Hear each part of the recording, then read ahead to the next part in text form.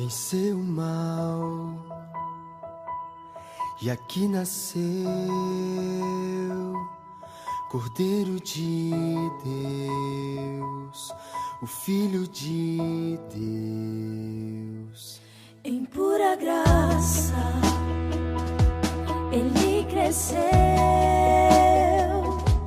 e como homem aqui viveu, sendo escravo da dor, da aflição, mas seu poder foi o amor. Deus Emanuel, príncipe da paz, luz para as nações, Cristo, eternamente Rei, estrela da manhã, Santo, Santo de Israel, Jesus.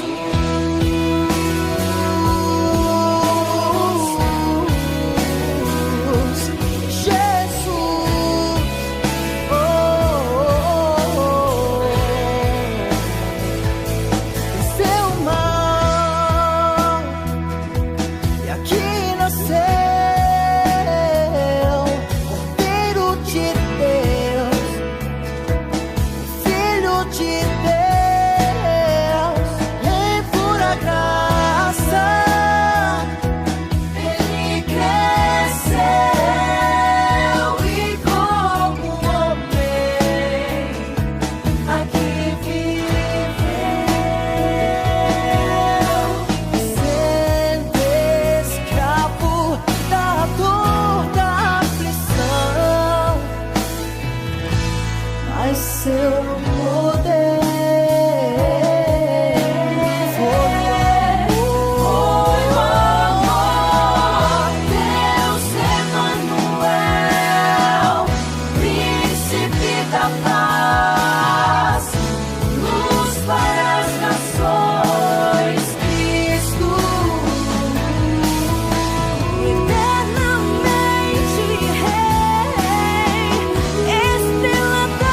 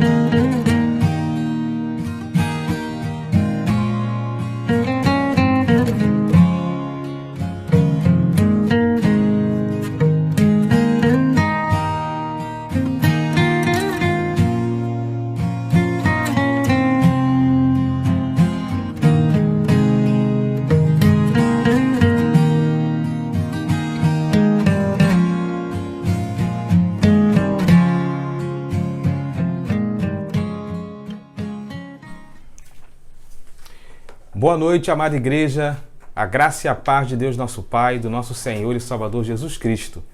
Sejam bem-vindos a mais um culto online, não é isso? Dia 17 de fevereiro de 2021. Uma alegria muito grande poder estar novamente com os irmãos aqui essa noite para celebrarmos juntos o nome daquele que tem nos sustentado e abençoado, né? E tem nos conduzido até aqui. Queremos mais uma vez registrar aqui a nossa gratidão por cada um dos queridos que nos visitam, não é isso? Já temos aqui uma turma aí fiel, leal, que tem acompanhado os nossos cultos online. O nosso desejo é que Deus abençoe a sua vida, a sua família e que, quando possível, né, quando tivermos um ritmo de normalidade, você possa vir caminhar conosco presencialmente também, para que você possa crescer no conhecimento, na graça e na sabedoria do nosso Senhor e Salvador Jesus Cristo. É um privilégio ter cada um dos irmãos também de nossa igreja aqui. É muito bom poder contar com cada um de vocês para juntos adorarmos o nome do Senhor essa noite. E eu quero, nesse momento, agradecer a Deus orando, colocando aqui diante dele essa celebração e este culto, para que Deus abençoe tudo aquilo que nós viveremos aqui neste lugar.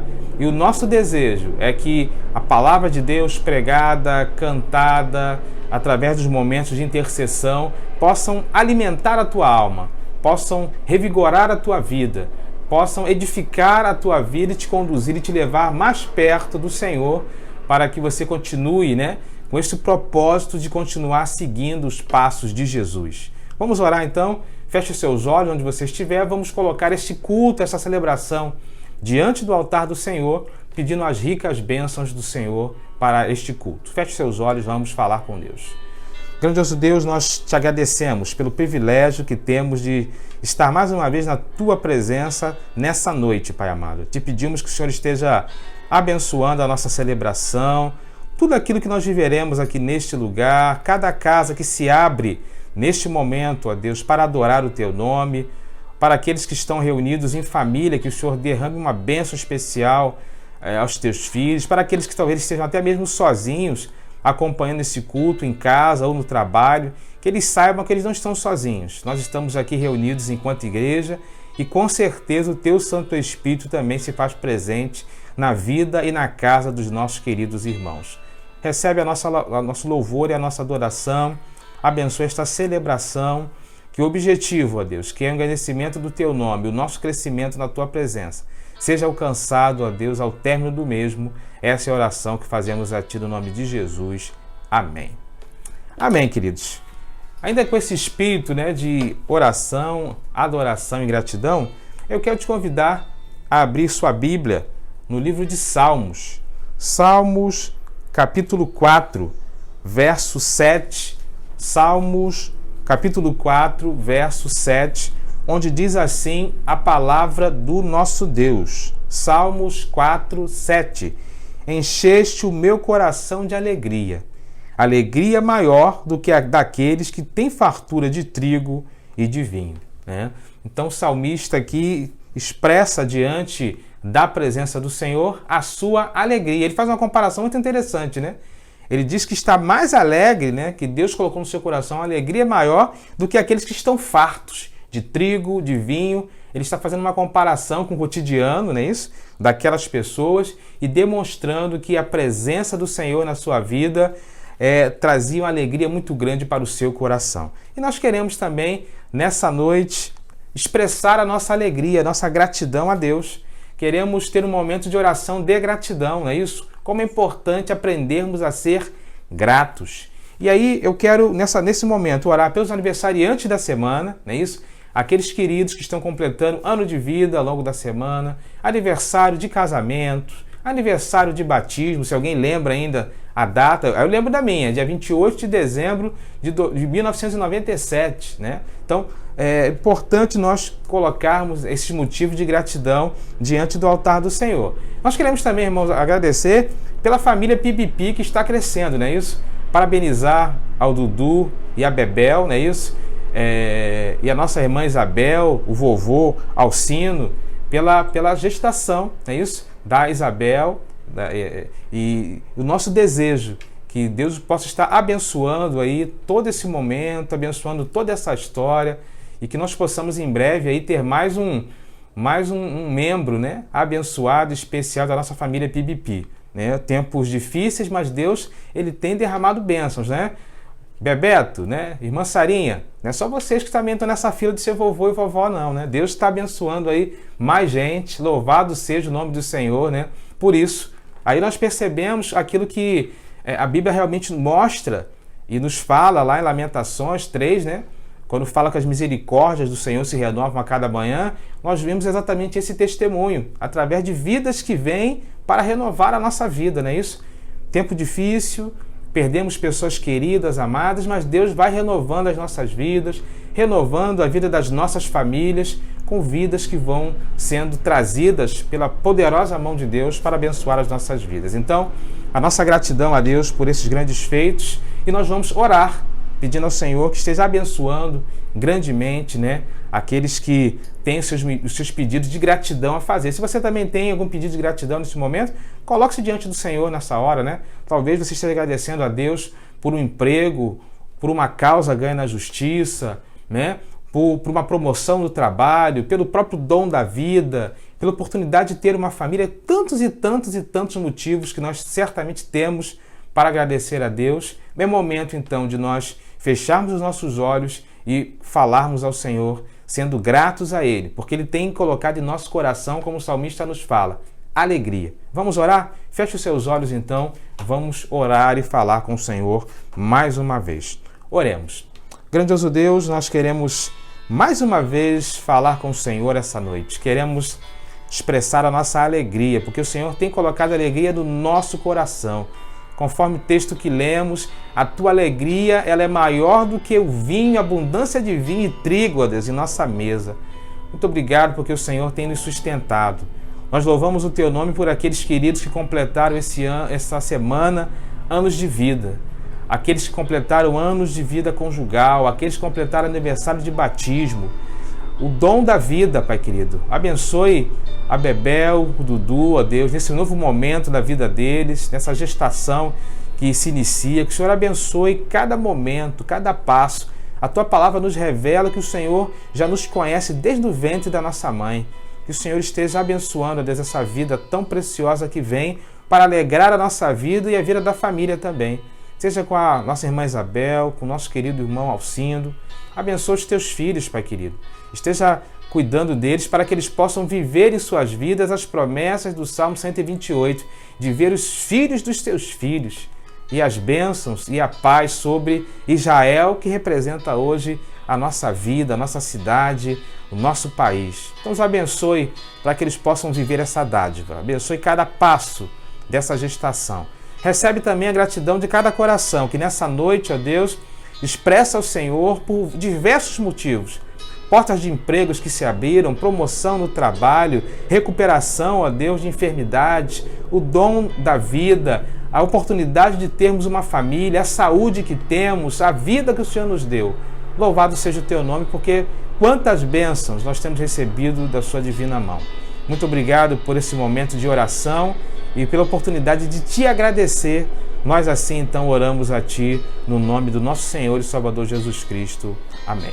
Eu quero nesse momento então te convidar para que com esse espírito de gratidão você possa estar adorando ao Senhor. Duas canções nessa noite, Eu Te Busco e Quebrantado. Que o Senhor possa falar poderosamente aos nossos corações. Deus abençoe a todos. Já volto.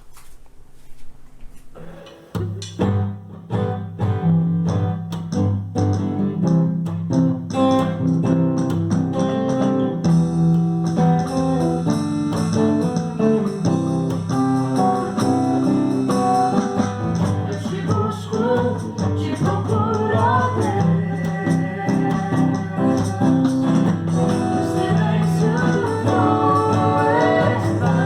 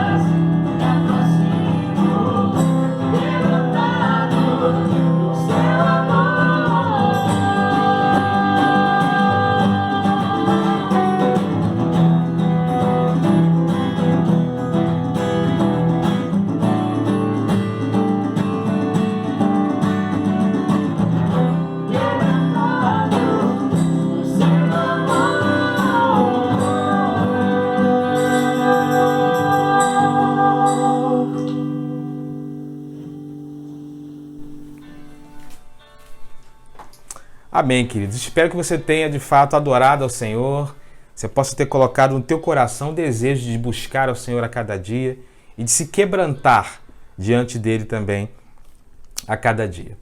Eu quero mais uma vez te convidar para um tempo de oração e quero te convidar a lermos juntos os Salmos 34. Salmos 34, versos de 1 a 5. Vamos ler esse texto da palavra de Deus. Salmos 34, verso de 1 a 5. Diz assim a palavra do nosso Deus: Bendirei o Senhor a todo tempo, os meus lábios sempre o louvarão. A minha alma se gloriará no Senhor. Ouçam os oprimidos e se alegrem. Proclamem a grandeza do Senhor comigo. Juntos exaltemos o seu nome. Busquei o Senhor E ele me respondeu: livrou-me de todos os meus temores. Os que olham para eles estão radiantes de alegria. Os seus rostos jamais mostrarão decepção. Este pobre homem clamou, e o Senhor ouviu e o libertou de todas as suas tribulações. Salmo 34, verso de 1 a 6. Eu falei 5, mas verso de 1 a 6, né? Mais uma palavra que nos exorta a levar, né, as nossas dificuldades, as nossas tribulações diante do altar do Senhor, os nossos temores, né? E o salmista diz que quando ele clamou ao Senhor, Deus ouviu. Deus livrou de todos os seus temores. Deus transformou ali o seu coração, o seu rosto, não é isso? E o libertou também de todas as suas tribulações. Então, é a promessa de Deus sobre as nossas vidas, né?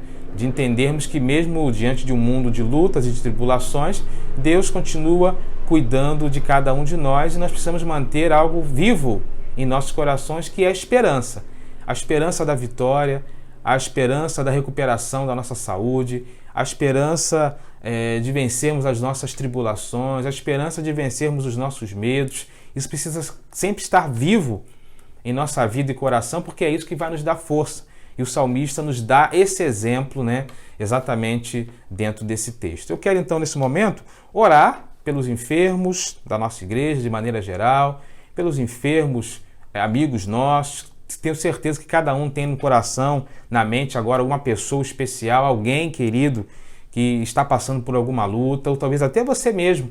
Então vamos orar pela sua vida e também pelos pedidos da noite, né? Você que tem aí seus pedidos de oração, que colocou diante do Senhor, que está no seu coração, nós queremos orar por isso também, né? Para que Deus possa continuar fazendo uma obra na sua vida. Vamos orar mais uma vez? Vamos ter esse momento agora de intercessão, né? Orando pelos nossos medos, temores, tribulações, lutas, pelas nossas vidas e enfermidades. Oremos no nome de Jesus mais uma vez. Grandioso, nós nos reunimos mais uma vez e agora para orar ao Senhor, clamando por vidas preciosas. Queremos colocar diante de Ti, ó Deus amado, Deus querido, aqueles queridos que sofrem, Pai amado, aqueles que estão passando por lutas e tribulações, Deus querido. Nos lembramos dos nossos irmãos enfermos. Me vem à mente aqui nosso irmão Elias, nosso irmão Fernando, nosso irmão Ezequias, nossa irmã Rita, nossa irmã Noêmia, e tantos outros queridos que têm carecido da Tua graça, Pai. Aqueles que já estão com a sua idade avançada, têm passado por lutas, como a nossa irmã Zeli, como nosso irmão Beto, com a dificuldade de enxergar. Deus querido, abençoe os Teus filhos, Pai. Seja com o nosso irmão Jorge, com as suas lutas relacionadas à sua área emocional. Abençoe o coração da nossa irmã Kezinha, que ainda passa por lutas em função de perdas. E todos nós que estamos aqui e situações que nós estamos colocando nesse momento diante do altar do Senhor.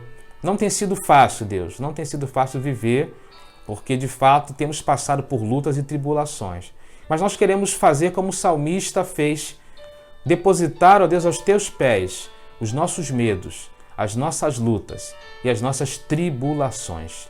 Ajuda-nos, ó Deus, a da mesma forma fazer como aquele homem fez, colocar diante do Teu altar as nossas lutas e ao mesmo tempo já ir Te louvando pelas vitórias e respostas que o Senhor continuará dando a cada um de nós.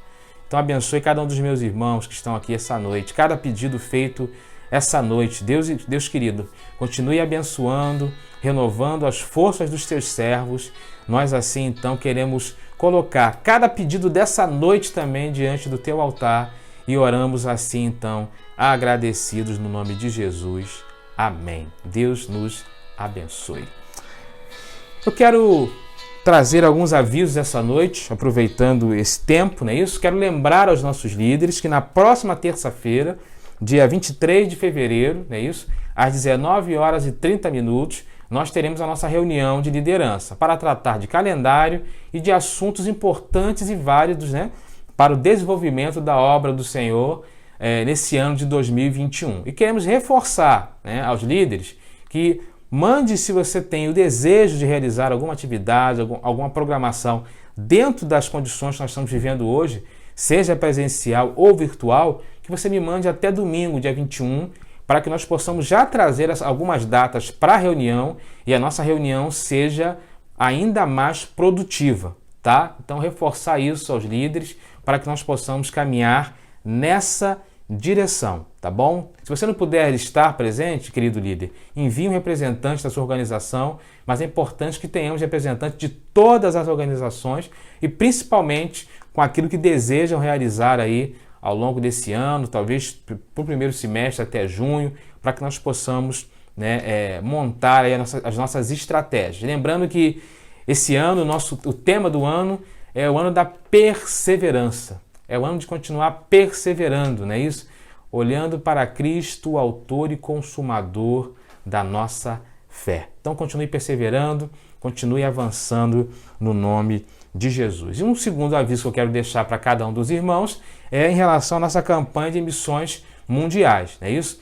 Estamos aí a pleno vapor, vivendo a campanha de missões mundiais, não é isso?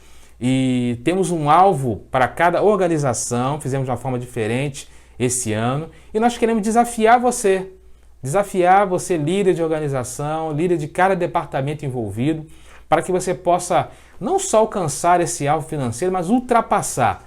E aí, para que nós tenhamos então um resultado final espetacular e mais uma vez possamos ser um referencial, né, de igreja que ama missões, de uma igreja que se envolve com missões, de uma igreja que se importa com missões e de uma igreja que sustenta a obra missionária, não só com as nossas orações, que devem continuar sendo feitas diariamente, mas também com sustento financeiro, porque a obra se faz de 3 formas: orando, indo e contribuindo. Então, se nós estamos orando, estamos contribuindo e não podemos ir, estamos sustentando aqueles que estão no campo. Então, continue aí muito focado na campanha de missões mundiais. Também quero falar que a respeito das nossas obras, não é isso? Você que pegou o nosso carnê da obra, que você continue sendo fiel, para que nós possamos continuar avançando com aquilo que Deus quer fazer em nosso meio, e nós cremos que Ele tem e quer fazer muitas coisas para a honra e para a glória do Senhor. Deus abençoe a todos. Nós estaremos nesse momento, então, partindo para o momento da palavra. Quero te convidar para que com espírito introspectivo você esteja aí preparado para ouvir aquilo que Deus quer falar aos nossos corações essa noite. Abra sua Bíblia no Evangelho de João, João capítulo 3, onde nós leremos os versos de 1 a 6. Deixe sua Bíblia aberta nesse texto, nesse capítulo, que nós estaremos explanando aqui algumas verdades que Deus quer falar aos nossos corações. João capítulo 3, nós vamos usar até o verso 15, mais ou menos, mas eu quero ler só até o verso 6 nesse primeiro momento. Então, quero te convidar a lermos juntos. Então, diz assim a palavra de Deus: havia um homem fariseu chamado Nicodemos, uma autoridade entre os judeus. Ele veio a Jesus à noite e disse: Mestre, sabemos que ensinas da parte de Deus, pois ninguém pode realizar os sinais miraculosos que estás fazendo, se Deus não estiver com ele. Em resposta, Jesus declarou: digo-lhe a verdade, ninguém pode ver o reino de Deus se não nascer de novo. Perguntou Nicodemos: como alguém pode nascer sendo velho? É claro que não pode entrar uma segunda vez no ventre da sua mãe e renascer. Respondeu Jesus: digo-lhe a verdade, ninguém pode entrar no reino de Deus se não nascer da água e do Espírito. E o que nasce da carne é carne, mas o que nasce do Espírito é Espírito. Eu quero, essa noite, ainda pensando, né, sobre o desafio do discipulado, né, pensar num tema chamado discípulos que precisam nascer de novo. Repetindo, discípulos que precisam nascer de novo. Vamos orar mais uma vez? Oremos. Grandioso Deus, muito obrigado pela sua palavra, porque ela é poderosa, viva e eficaz. E pedimos, Senhor, que o Senhor aplique-a em nossos corações nessa hora. Assim nós oramos novamente no nome de Jesus. Amém. Queridos, muitos têm usado até esse texto de João, capítulo 3, para justificar algumas doutrinas, né, que nós chamamos de doutrinas espíritas, como, por exemplo, a reencarnação, né? quando Jesus fala que é necessário nascer novamente.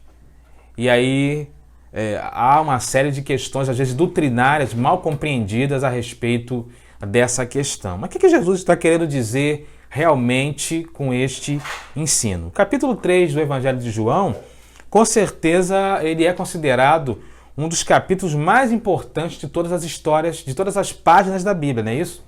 Porque existem aqui alguns versículos que trazem revelações especiais de Jesus que só estão contidas aqui. E em nenhum outro texto bíblico, né, com a mesma orientação, com as mesmas palavras ditas por João. Aliás, o Evangelho de João, ele é um evangelho um pouco diferente, não é isso? Nós já falamos aqui em alguns momentos. Nós temos aqueles evangelhos chamados sinóticos, ou seja, vistos de uma mesma ótica, que são quais? Mateus, Marcos e Lucas. Muitos trechos de Mateus, Marcos e Lucas são iguais, né? São até mesmo repetidos, não é isso? E segundo alguns teólogos, eles teriam utilizado uma mesma fonte, um quarto livro, né?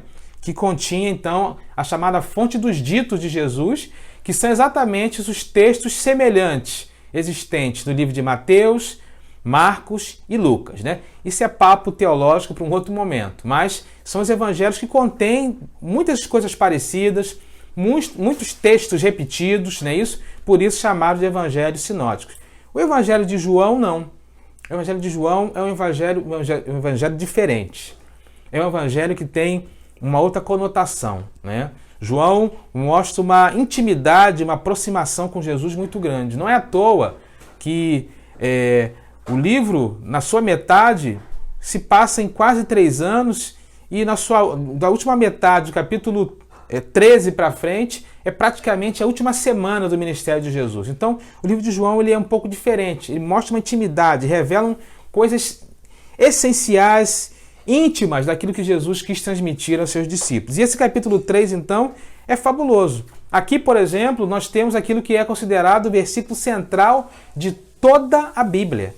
A Bíblia em miniatura, João 3,16. Porque Deus amou o mundo de tal maneira que deu o seu Filho unigênito para que todo aquele que nele crê não pereça, mas tenha a vida eterna. É considerado o texto central da Bíblia. É considerado a Bíblia em miniatura. Está exatamente aqui no contexto dessa passagem. E é interessante que essa revelação especial e tantos outros ensinos tão importantes que acontecem aqui no capítulo 3 de João, Jesus não está dando aos seus discípulos mais próximos. Jesus não está falando a pessoas que caminharam com ele ali durante vários anos e diversos momentos. Jesus está transmitindo essa palavra. Eu creio que os seus discípulos estavam próximos porque ele estava ali em algum lugar, em algum ambiente, né, à noite, e certamente seus discípulos estavam próximos dali, mas ele dirige essa palavra a um homem chamado Nicodemos, né? Esse homem vai fazer parte da história de Jesus, porque não só nesse encontro aqui, mas lá no final da história de Jesus, ele é sepultado exatamente num túmulo que é oferecido por esse homem, Nicodemos, não é isso? E aí, lá em Atos também vemos Nicodemos novamente, né? Mas quem era Nicodemos? Nicodemos era um mestre judeu. Ele era um fariseu culto, não é isso? Ele era o membro do Sinédrio, né? O Sinédrio era a Suprema Corte Judaica, não é isso? É como se fosse o nosso STF aqui no Brasil hoje. Era composto por 70 membros respeitados da comunidade, sábios, não é isso? E segundo os historiadores, Nicodemos, então, fazia parte de uma família abastada, aristocrata de Jerusalém, e era um erudito na palavra de Deus, muito conhecedor da palavra de Deus, conhecedor da história de Israel, conhecedor das verdades de Deus. E nesse encontro que Nicodemos tem com Jesus, existem algumas coisas que chamam a atenção. Primeiro é o fato dele querer se encontrar com Jesus de forma secreta, à noite, não é isso? Ele queria se encontrar com Jesus à noite. E por que será que ele queria se encontrar com Jesus à noite? Talvez porque ele não queria suscitar nenhum tipo de crítica dos seus colegas de Sinédrio. Até porque Jesus era um crítico da religião judaica e era muito criticado também naquele contexto. Talvez outra coisa também porque ele queria uma privacidade diferente para falar com Jesus, não é isso? já que durante o dia nós percebemos claramente que Jesus era disputado pelas multidões e Nicodemos talvez encontrou, né, uma alternativa de tentar falar com Jesus à noite para fugir exatamente das multidões, das aglomerações, não é isso? A terceira coisa, talvez ele queria falar com Jesus à noite porque ele tinha pressa para se aconselhar com Jesus e não podia esperar nem até o amanhecer do outro dia. E para isso ele vai então naquela noite para falar com Jesus. Mas é interessante percebermos que independente da motivação que levou Nicodemos para falar com Jesus naquele dia à noite, Nicodemos reconhecia em Jesus alguém especial, né? Ele o chama de rabi, ele chama de mestre. Embora ele fosse um mestre judaico, Nicodemos, como eu já disse, aristocrata, membro da família rica, pertencente do Sinédrio, conhecedor da palavra de Deus, mas ele olhava para Jesus e reconhecia em Jesus, mesmo que Jesus não tivesse cursado, né, as melhores escolas dos ensinos judaicos, as faculdades das melhores renomadas, né, dentro do contexto judaico, aqui, entre aspas, não existia faculdade naquela época, eu só estou tentando fazer uma ilustração. Embora Jesus não tenha sentado, vamos dizer assim, nas cadeiras, né, dos mais sábios para aprender, como, por exemplo, Paulo fez, né, e ele mesmo fala que ele aprendeu aos pés de Gamaliel, não é isso? Que era um outro erudito também, judaico, ele aprendeu ali com ele a história, a teologia. Jesus não teve ninguém, nenhum mestre nesse sentido, mas Nicodemos olha para Jesus e reconhece nele um rabi, reconhece nele alguém realmente muito especial, porque Jesus, ele mesmo fala, ninguém poderia fazer aquilo que Jesus estava fazendo se não houvesse da parte de Deus uma orientação, um ensino, né? Algo muito especial, não só para curar, para libertar, mas principalmente para ensinar, né? E aí Nicodemos então chega até Jesus com seus dilemas, chega até Jesus com as suas dúvidas. Ele queria saber como viver aquelas verdades, como viver aquele poder que Jesus estava falando, como entrar para aquele reino que Jesus estava anunciando. E a resposta que Jesus dá é: se alguém não nascer de novo, não pode entrar no reino de Deus. E é interessante que nós vemos que depois que Jesus fala isso, embora Nicodemos fosse alguém tão sábio, no verso 4, ele meio que fica na dúvida, né? O que significa isso? Ele fala, mas como é que pode alguém velho, já adulto, nascer de novo? Como é que eu posso fazer parte desse reino se eu não tenho como voltar para o ventre da minha mãe e nascer novamente? Como é que eu posso fazer isso, Senhor? Né? E aí Jesus, então, mostra para Nicodemos que existem dois tipos de nascimento. Primeiro, o nascimento da carne. Aquele que nasce da carne é carne, não é isso? Todos nós que estamos vivos passamos por esse processo, né? Fomos gerados no ventre da nossa mãe e conseguimos sair do ventre da nossa mãe com vida e estamos caminhando nesse mundo até o dia que Deus nos chamar, né, a sua presença, né? Esse é o nascimento da carne. Aquele que é nascido da carne é carne. É aquele que está registrado em nossa certidão de nascimento. Tem dia, tem hora, tem lugar. Não é isso? Existe uma filiação. Esse nascimento é o da carne. Isso é uma coisa. Jesus estava mostrando para ele. Mas existe aqueles que são nascidos do Espírito. Aqueles que precisam nascer de novo pelo Espírito. E isso realmente é uma outra coisa. E aí Jesus, de uma forma assim, bem instigante, fala para Nicodemos, mas como é que pode? Lá no verso 9 ele fala, né? Você que é mestre em Israel, você que é alguém tão sábio, não consegue compreender essas coisas? Na verdade, Nicodemos ele tinha muito conhecimento das Escrituras, mas faltava a ele talvez uma visão espiritual, né? E aí nós entendemos exatamente esse contexto. Não adianta, irmão, só conceitos teóricos. Não adianta só entendimentos teóricos. A experiência com Deus é algo muito valioso. Jesus, na verdade, quando ele vai explicando a Nicodemos, e aí Jesus faz isso de uma forma muito sutil, que não dá para a gente perceber à primeira vista, precisamos nos aprofundar no texto, mas Jesus vai ensinando Nicodemos através de promessas do Antigo Testamento. Tudo que Jesus vai falando sobre o novo nascimento não é algo que ele traz de novidade para Nicodemos. Ele, na verdade, está fazendo referência às promessas do Antigo Testamento e mostrando que a restauração do povo de Deus passa exatamente pela necessidade do novo nascimento. Por isso que eu afirmo, né? Os discípulos que querem seguir a Jesus naquele tempo hoje precisam aprender a nascer de novo. Precisam buscar essa restauração espiritual. Precisam, de fato, viver, né, essas realidades em suas vidas. E aí Jesus explica para Nicodemos através de símbolos. 3 coisas que estão presentes aqui, que são símbolos do novo nascimento. Daquilo que significa nascer de novo. E todas essas promessas têm uma base bíblica lá do Antigo Testamento. E por isso Jesus, de uma forma muito sábia, né, confronta aquele homem com aquilo que, em tese, ele já deveria saber. Primeira coisa que Jesus fala e mostra para Nicodemos é que nascer de novo significa ser inundado pelo Espírito Santo. Percebem lá o verso 5, né? O verso 5 fala exatamente essa verdade, né? João 3:5, o que ele fala? Digo-lhe a verdade, ninguém pode entrar no reino de Deus se não nascer da água e do Espírito. Então Jesus está mostrando a Nicodemos que nascer de novo passa por esse processo de ser inundado pelo Espírito Santo. Ele faz uma junção interessante entre água e Espírito, não é isso? Nós sabemos, por exemplo, que o batismo não salva. Isso é claro para nós, na nossa teologia.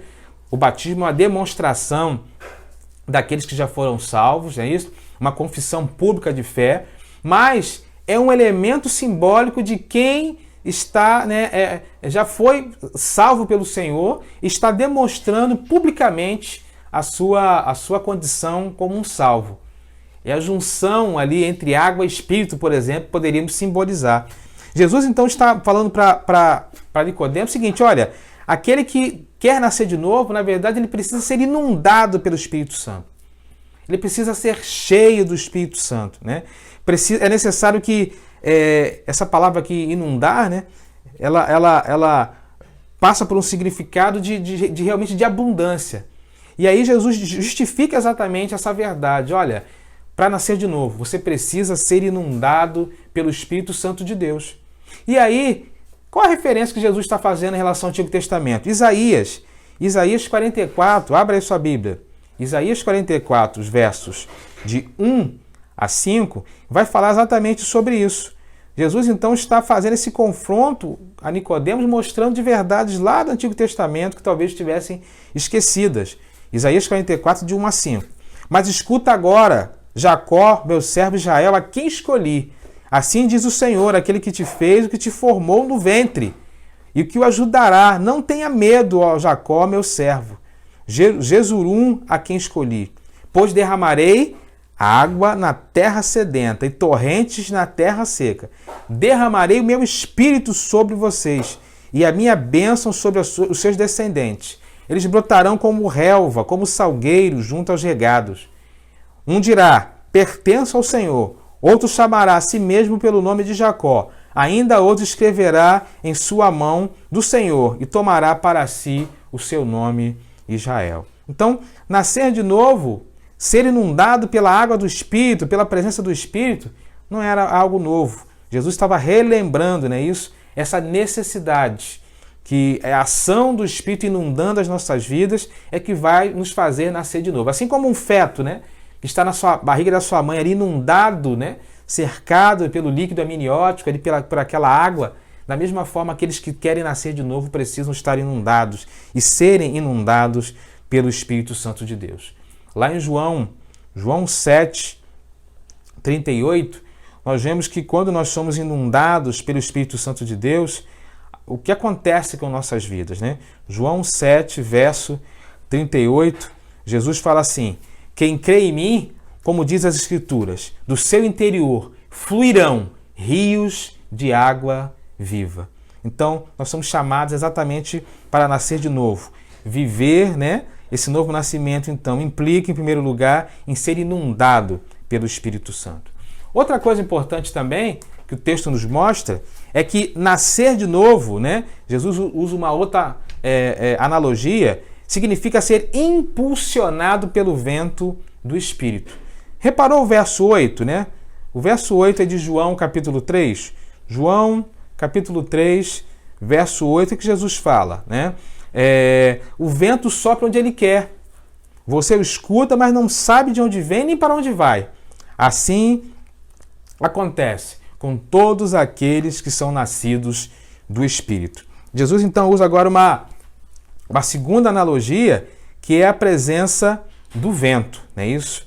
Ele mostra que o fenômeno de nascer de novo passa também por esse processo semelhante ao vento de ser impulsionado, agora não só pelo vento natural, mas pelo vento do Espírito Santo. O vento nós não vemos, nós não sabemos nem para onde ele vem, nem para onde ele vai, né? Mas é impossível ficarmos alheios à sua presença, não é isso?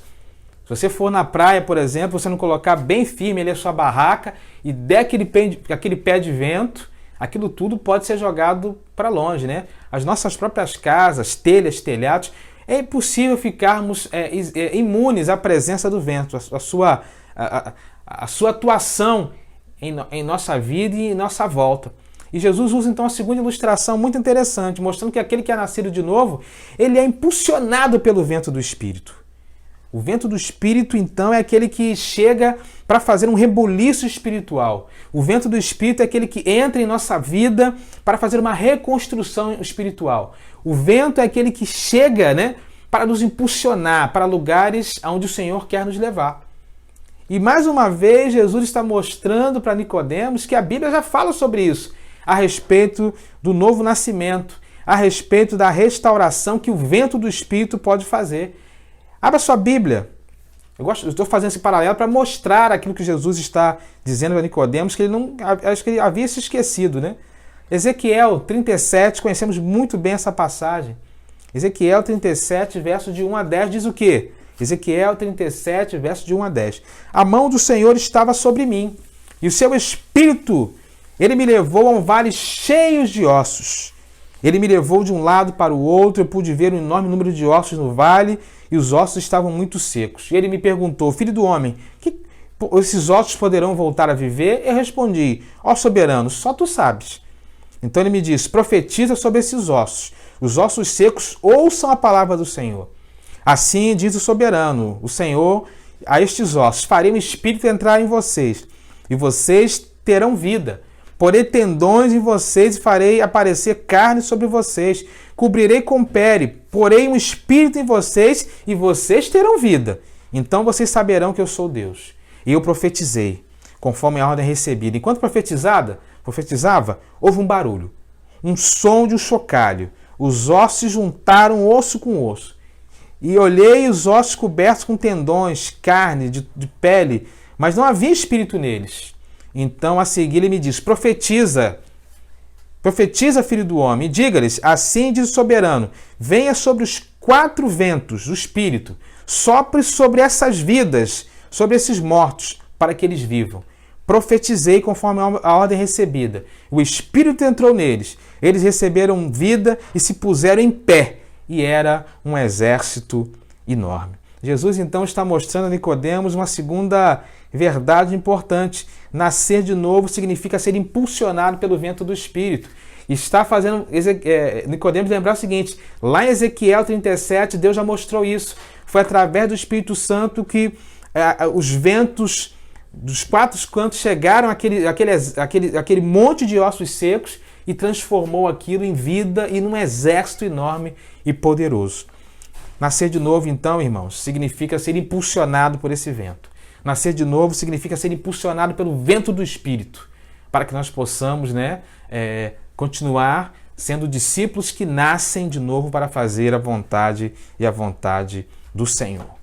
Mas nascer de novo significa também, em terceiro e último lugar, ser orientado pelo Espírito, para compreender as coisas pela visão espiritual. Mais um sentido que aparece aqui, mais um simbolismo que aparece aqui. Lá entre os versos 12 a 15 do capítulo 3 de João, Jesus mostra exatamente isso para Nicodemos. João 3, os versos 12 a 15. E ele diz, eu lhes farei coisas terrenas e vocês não creram. Como crerão se falar de coisas celestiais? Ninguém jamais subiu ao céu, a não ser aquele que veio do céu, o Filho do Homem. Da mesma forma como Moisés levantou a serpente no deserto, assim também é necessário que o Filho do Homem seja levantado, para que todo aquele que nele crê tenha a vida eterna. Mais uma passagem, então, do Antigo Testamento que Jesus está mostrando a Nicodemos que nascer de novo significa ser orientado pelo Espírito, compreendendo as coisas pela visão espiritual. Não é isso? Jesus, então, faz menção à passagem lá do Antigo Testamento, quando o povo de Israel pecou. Você pode ver essa história depois lá em Números 21, não é isso? Quando o povo de Israel pecou, e Deus, para poder restaurar aquele povo, o que ele fez, né? Orientou Moisés a fazer uma serpente de bronze, e todos aqueles que olhassem para aquela serpente, eles seriam reavivados, ainda que tivessem sido mordidos pelas serpentes que estavam ali para punir o povo. Jesus, então, mostra a Nicodemos que nascer de novo, então, passa por isso. Passa por essa perspectiva de olhar as coisas pela perspectiva espiritual, pela perspectiva dos olhos do Senhor. Jesus mostra que Nicodemos, que assim como o povo no deserto, precisava olhar para a serpente de bronze para sobreviver fisicamente, para viver espiritualmente. Era necessário olhar para o próprio Jesus, olhar para o Filho do Homem, né? Jesus já estava antevendo o seu sacrifício necessário para realizar uma obra em favor de toda a humanidade. Nascer de novo, então, significa ser orientado pelo Espírito Santo, a ter uma visão espiritual, diferente da visão carnal, né? Olhando para o Filho do Homem, olhando para o seu sacrifício, olhando para aquele que Deus ergueu, né? Para ser, né? Aquele que nos dá vida e nos dá vida em abundância. Qual a conclusão, então, dessa palavra, né? Dessa noite? Acho que Nicodemos compreendeu o que Jesus havia lhe ensinado, né? Acho que Nicodemos nasceu de novo naquela noite. Ele voltou a aparecer novamente em outras duas ocasiões no Evangelho, não é isso? Lá em João 7, de 50 a 53, quando ele defende Jesus publicamente. Lá em João 19, 39, quando junto com José de Arimateia, eles retiram, não é isso? O corpo de Jesus da cruz e o prepara para o sepultamento, não é isso?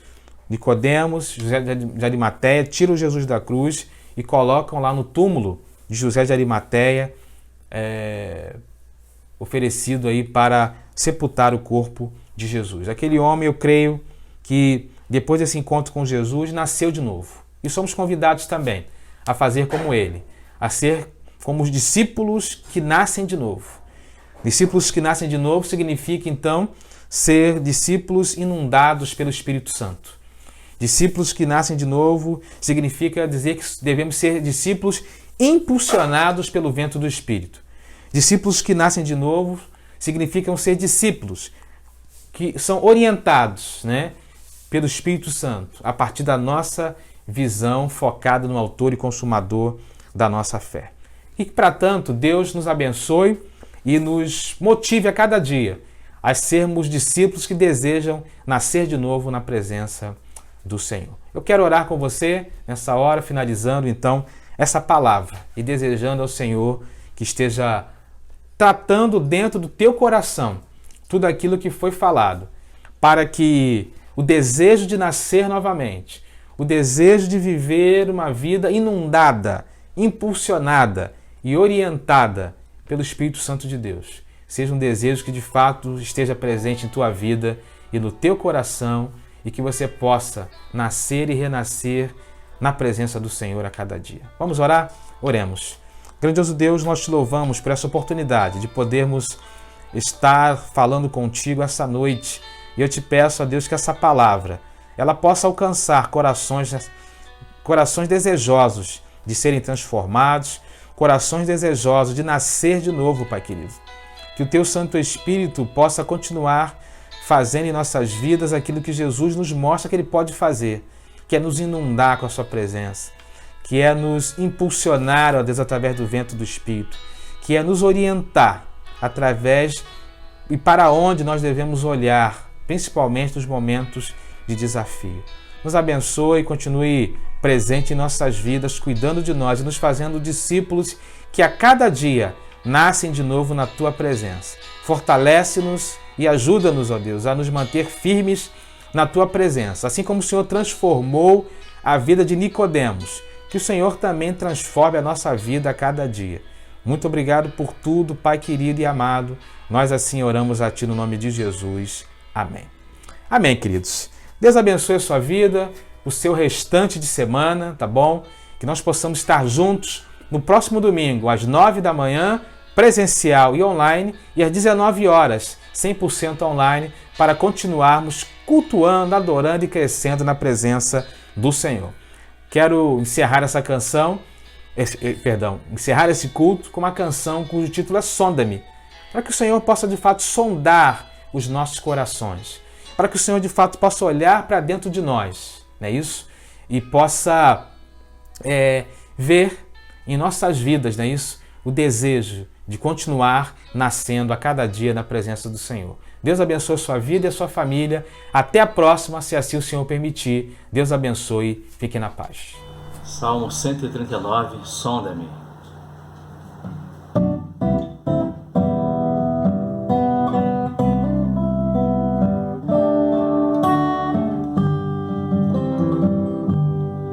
Senhor, Tu me sondas e me conheces, sabes quando assento e levanto, esquadrinhas meu andar e meu deitar, conheces todos os meus caminhos. Ainda a palavra não me chegou à boca, não, e Tu já conheces, Senhor. Tu me cercas por trás e por diante, e sobre mim põe Tua mão. Sonda-me, ó Deus, conhece o meu coração, prova-me os pensamentos, vê se há em mim algum caminho mau e guia-me pelo caminho eterno.